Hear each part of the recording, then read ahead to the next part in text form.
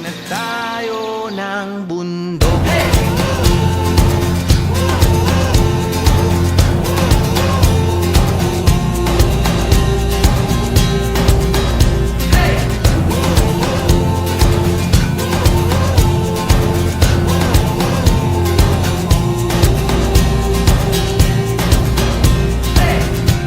Tumakas na tayo palayo sa maraming tao,